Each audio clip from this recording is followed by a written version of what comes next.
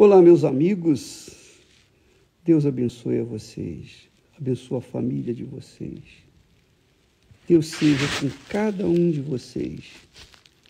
Da forma como Ele é comigo, eu desejo que seja com vocês.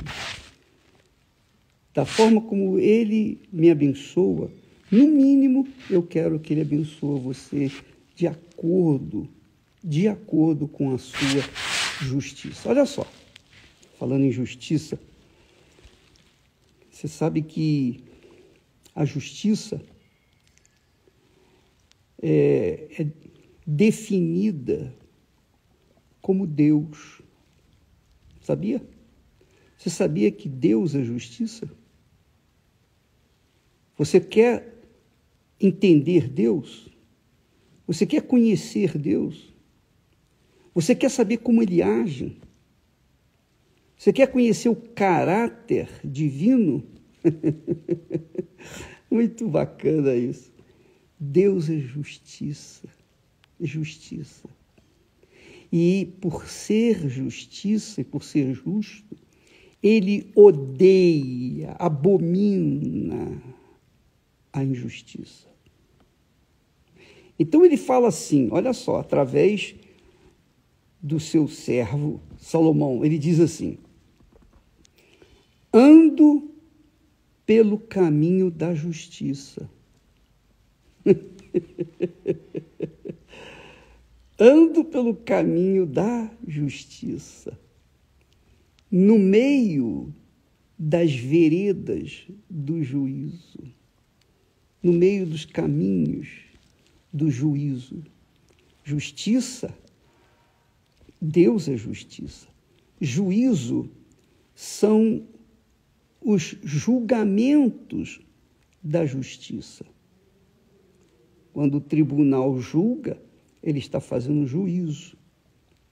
Quando alguém julga outrem, está fazendo juízo.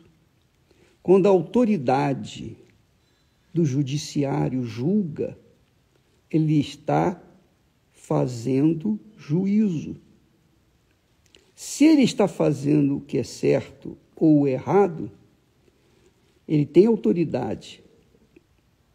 Ele tem autoridade para fazer o que é certo ou fazer o que é errado. Mas se ele faz o que é errado, é óbvio que ele contraria Deus, porque Deus é justiça. Qualquer que seja o julgamento das autoridades, qualquer que seja o julgamento das autoridades, elas estão fazendo juízo.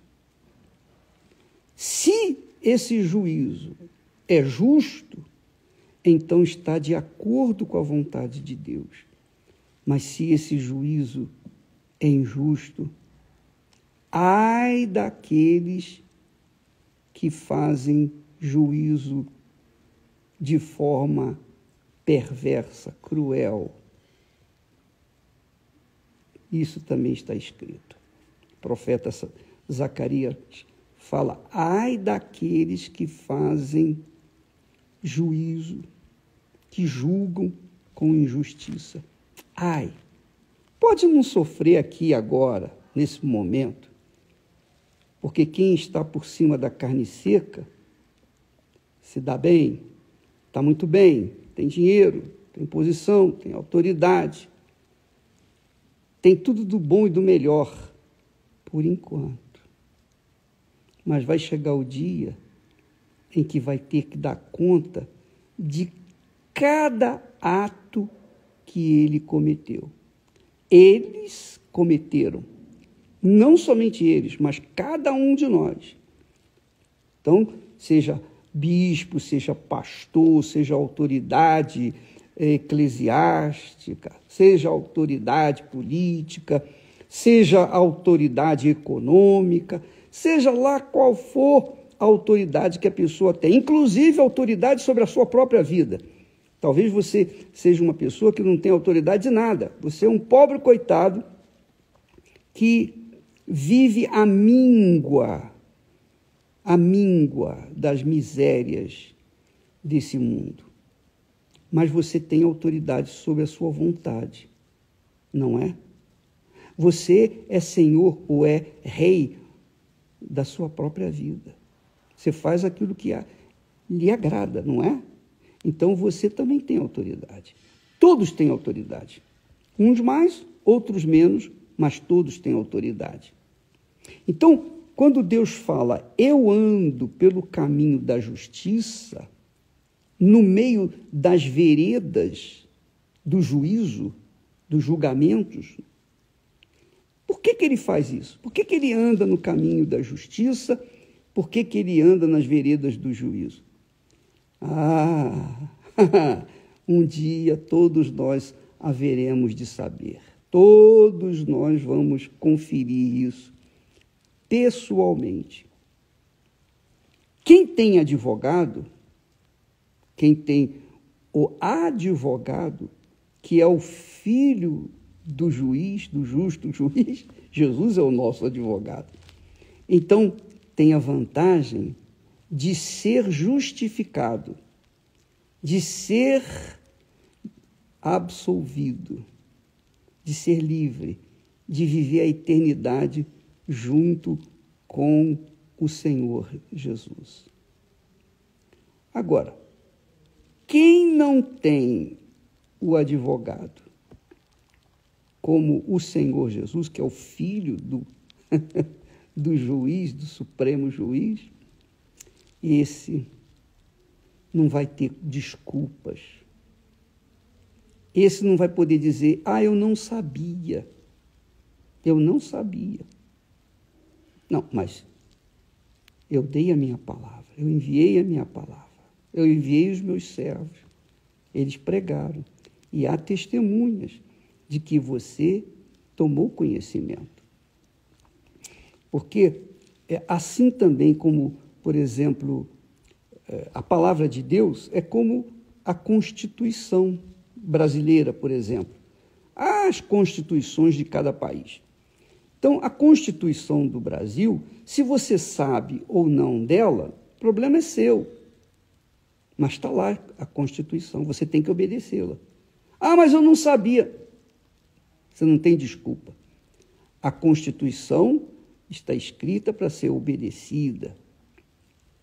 E ela é quem vai, de acordo com ela, você será julgado perante o tribunal ou os tribunais desse mundo.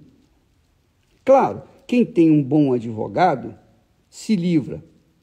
Quem tem um excelente advogado se livra porque os advogados sabem burlar, dar um jeitinho, passar por cima das entrelinhas da lei, da Constituição. E, às vezes, a pessoa é solta. Às vezes, a pessoa é um perverso bandido, é um assassino, é um procurado pela justiça do mundo inteiro. Mas acha alguém que o defenda, acha alguém que o julgue com injustiça e o absolva, e ele é solto. Mas todos vamos dar conta. Todos vamos dar conta dos nossos atos, sabendo ou não das leis, sejam das leis dos homens, sejam das leis da palavra de Deus, dos mandamentos. Então, Deus anda pelo caminho da justiça. Quem anda na justiça... meu Pai, como é glorioso. Quem anda na justiça está no barquinho, ou melhor, tem o barquinho de Jesus, tem Jesus no seu barquinho, porque Jesus é justiça. Então está seguro, o barquinho não vai afundar, de jeito nenhum. A tempestade não vai virar o barquinho, porque a tempestade está sob o domínio do Senhor Jesus. Então, quem tem o Senhor Jesus, que é o advogado, no seu barquinho, vai ser salvo. Quem não tem, paciência, vai perecer por toda a eternidade. Então ele diz: eu ando pelo caminho da justiça, no meio das veredas do juízo, para dotar de bens, olha só, para dotar de bens os que me amam e lhes encher os tesouros. Então, quando a pessoa diz, eu amo a Deus, mas ela pratica a injustiça, então ela está enganando-se a si mesma. Ela sabe que não ama coisa nenhuma. Porque quem ama a Deus, ama a justiça. Quem ama a justiça, ama a Deus. Quem ama a justiça, pratica a justiça, ama a Deus e pratica a sua palavra. Isso é claro, límpido. Não tem o que traduzir. Está claro, transparente. Então, aqueles que amam ao Senhor, estes andam no caminho da justiça. Ou se não andam no caminho da justiça, de repente você é aquela pessoa que não anda no caminho da justiça porque você não sabe o que é justiça. Você pensa que a justiça divina é como a justiça dos homens. Os homens fazem leis para acharcar os pobres, os miseráveis, os aflitos, os pequeninos. Eles fazem leis injustas para tirarem proveito dessas leis. Eles sabem que nem todos vão poder obedecer aquelas leis. Eles sabem que ninguém vai poder obedecer aquelas leis, mas eles fazem aquelas leis justamente para condenar e acharcar, e tirar proveito, e ganhar dinheiro, e corromper.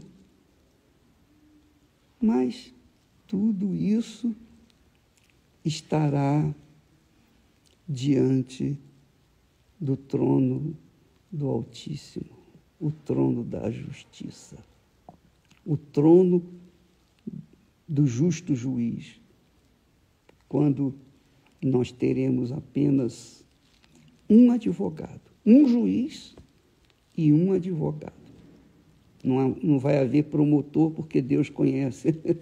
Ele conhece, ele vai discorrer todos os pecados, ou seja, as injustiças que as pessoas cometeram. Ele vai ter o tempo que quiser. Você também.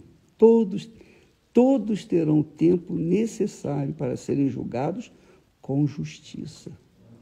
Então, aqueles que vivem na injustiça, porque ainda não tomaram conhecimento da justiça, vão ter oportunidade aqui na terra, têm oportunidade aqui na terra de se consertarem com a justiça. E, em nome do Senhor Jesus, serem salvos e justificados diante do Senhor. Você sabe que foi isso que aconteceu com Abraão. Abraão era um homem como eu, como você, como qualquer pessoa. Mas o que fez a diferença na vida de Abraão, e você vai ver isso na história dele, na novela Gênesis, é que Abraão era um homem reto, correto, íntegro. Ele amava a sua esposa. Ele poderia, a esposa era estéril, Sara era estéril. Mesmo sendo ela estéril, deficiente no seu corpo físico, ele não a abandonou, ele não se aproveitou da fraqueza dela e tomou outras mulheres que ele poderia ter para gerar filhos. Não, ele foi leal, íntegro para com ela. E por isso, Deus o escolheu, porque ele ama a justiça. Deus é justiça, ele ama a justiça. Ele odeia a injustiça. Ele abomina a injustiça. Então, ele viu que Abraão, mesmo vivendo no meio de um povo pagão, incrédulo, idólatra, ele viu que Abraão carregava consigo o espírito de justiça. Não, eu não vou deixar a minha amada. Eu não vou me dividir com outra. Não, de forma nenhuma. E então ele foi chamado por Deus. E depois de 25 anos, finalmente Sara veio a gerar um filho. O filho na sua velhice. Mas ela foi honrada e hoje, até hoje, ela é honrada. Deus, até hoje, honra tanto Abraão quanto Sara. Ele honra os dois. Chama Abraão de pai. E Sara, aquela que nos deu a luz. Porque através de Abraão e Sara, gerou-se as nações do mundo inteiro. É isso mesmo. As nações do mundo inteiro foram abençoadas por causa desse casal leal um ao outro. E é interessante que, no caminho da justiça, a pessoa diz assim, eu não creio em Deus, porque eu não vejo Deus, eu não toco em Deus, eu não sinto Deus. Como é que eu posso crer ou amar alguém que eu não conheço, eu não vejo, eu não toco? É verdade. É difícil amar, se você pensar no amor, sentido, assim, emoção, sentimento, coração. Mas o amor que trata um primeiro grande mandamento e o segundo também, diz respeito a um amor, fidelidade, lealdade. O amor, a palavra amor aí, no original hebraico, é ahaf, que quer dizer leal, fiel. Então Deus viu que Abraão amava Sara e vice-versa.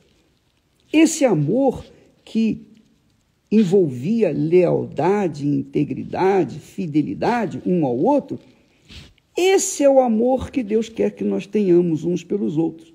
Sermos fiéis a Ele quer dizer, mas como que eu posso ser fiel a alguém que eu não vejo, não toco, não sinto? Basta você ser justo, basta você ser reto, correto, íntegro, basta você ter caráter. Aí você vai estar amando a Deus, você estará amando a justiça. Mas não é assim que acontece nesse mundo. Então, Deus viu que Abraão era um homem que amava a sua mulher, que apesar da sua deficiência física, porque ela era estéril, ele manteve a sua integridade, fidelidade a ela. E Deus vê no casamento exatamente isso. Porque o casamento homem e mulher e homem, reflete o casamento, a aliança do ser humano com Deus. Tanto que nas cartas apostólicas, o homem é o cabeça da mulher. A mulher é o corpo do homem. O homem é o cabeça, simbolizando Jesus, e a mulher é o corpo, que é a igreja. Então, esse casamento, ou o casamento, o matrimônio sagrado, santificado por Deus, homem e mulher, mulher e homem, representam a aliança de Deus com o homem, com o ser humano. Mas essa aliança envolve amor, sobretudo o amor justo, de justiça, que hoje em dia é muito difícil ver, muito difícil, é muito raro, é mais raro do que qualquer joia, qualquer coisa preciosa desse mundo. Então Deus fala, eu ando pelo caminho da justiça. Quem anda no caminho da justiça, embora não me conheça, já me ama. Já está comigo. Essa é a realidade. Eu ando pelo caminho da justiça, no meio das veredas do juízo. Para quê? Para abençoar, para dotar de bens os que me amam. Quer dizer, os que me são fiéis, são justos, são corretos, são íntegros. Às vezes, o ser humano, todos nós cometemos erros. Ninguém é perfeito, né? Só Deus é perfeito. Mas Deus vê que, às vezes, a pessoa comete erros, comete pecados por conta da ignorância, por conta da falta de conhecimento, por conta de uma série de razões. Mas quando ele vê que o coração daquela pessoa é sincero, é um coração justo, é uma pessoa correta, então ele sabe que, apesar dos pesares, aquela pessoa tem algo dele, que é a justiça, carrega algo que é dele, que é a justiça. Você sabe que, falar nisso também, é bom frisar que quando os ignorantes desse mundo, os ditos sábios desse mundo, dizem que o homem veio do macaco, mas o macaco não tem consciência de justiça. Nenhum animal tem consciência de justiça, não é? Só o ser humano tem essa consciência do que é certo e do que é errado. O animal não tem. Então, como é que o homem pode ter vindo do macaco se o macaco não tinha e não tem consciência de justiça? Então, minha amiga, meu amigo, a nossa consciência de justiça foi que Deus nos deu, é a imagem de Deus, a justiça, que nós todos carregamos. Agora, se a gente pratica a justiça ou não, são outros 500. Mas aqueles que praticam a justiça, por exemplo, no amor para com o marido, para com a esposa, a fidelidade, a lealdade, a integridade, então esses estão mostrando para Deus que carregam algo dele, que é a justiça. Leia isso, minha amiga, e medite bem nesses 2 versículos que você pode encontrar em Provérbios. Eu vou colocar aqui no Instagram, Provérbios capítulo 8 e versículos 20 e 21. Medite nisso e você vai ver por que muitas pessoas aparentemente são felizes e outras pessoas são verdadeiramente felizes. Porque quem ama a Deus é amado também por Ele. Quem é justo, quem vive na justiça, serve a Deus de acordo com a sua vontade. Eu espero que você tenha pego o espírito dessa mensagem, dessa palavra, que está escrito na Bíblia, e que você examine a sua vida e veja onde é que você tem falhado, para que você possa se consertar. Você pode se consertar. Há jeito para você, há chance para você. Você pode ser o mais cruel, o mais pecador possível. Não importa. Se você começar, a partir de hoje, pautar a sua vida de acordo com a justiça que Deus fala na sua palavra, então você será salvo. Deus abençoe em nome do Senhor Jesus e até amanhã.